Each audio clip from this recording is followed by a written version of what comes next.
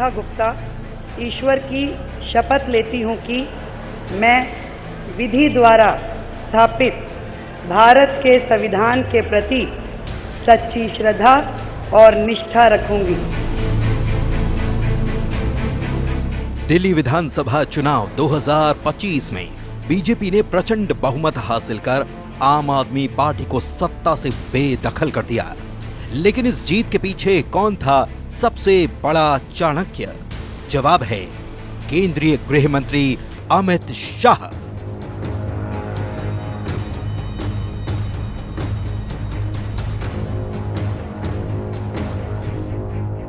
लेकिन अमित शाह ने केजरीवाल को उनके किले में कैसे घेरा?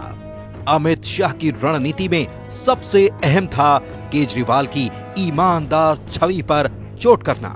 भाजपा ने शराब घोटाले और शीश महल निर्माण के आरोपों को चुनावी मुद्दा बनाया, जिससे केजरीवाल की छवि को नुकसान पहुंचा।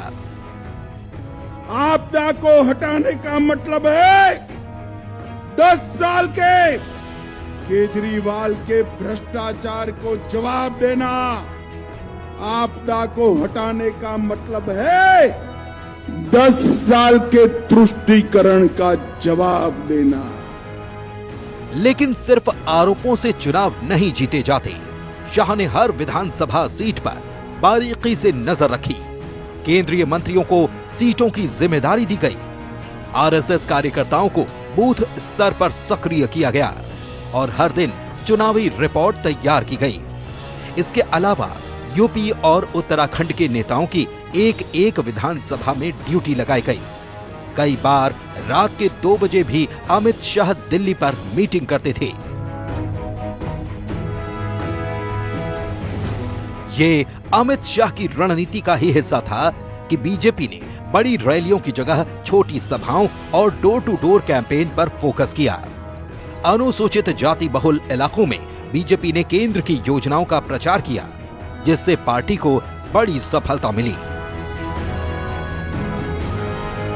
बीजेपी ने अपने संकल्प पत्र में फ्री बिजली पानी की योजनाओं को जारी रखने का वादा किया। साथ ही महिलाओं को 2,500 रुपए मासिक भत्ता और 10 लाख रुपए तक का मुफ्त इलाज देने का ऐलान किया।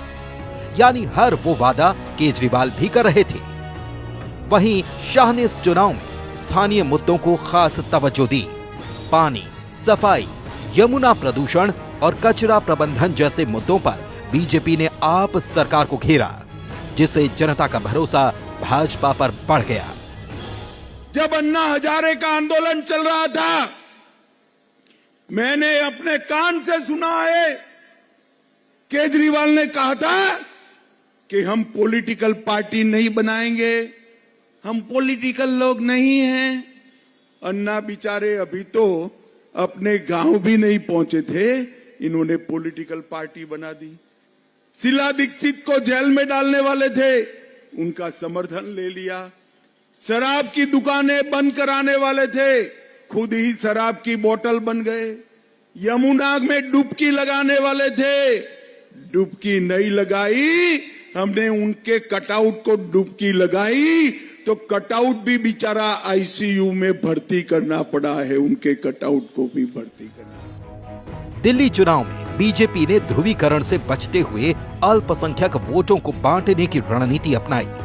इसका नतीजा ये हुआ कि विपक्षी दलों को अल्पसंख्यक वोटों का पूरा लाभ नहीं मिला।